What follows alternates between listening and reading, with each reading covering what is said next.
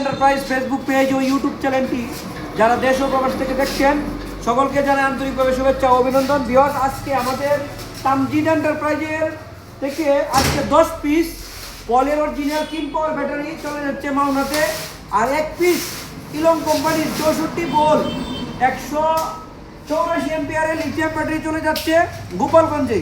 এই যে দেখেন 10 পিস কিন পাওয়ার চলে যাচ্ছে মাওনা, আর 1 পিস ইলং লিথিয়াম ব্যাটারি চলে যাচ্ছে টঙ্গিপাড়া গোপালগঞ্জ।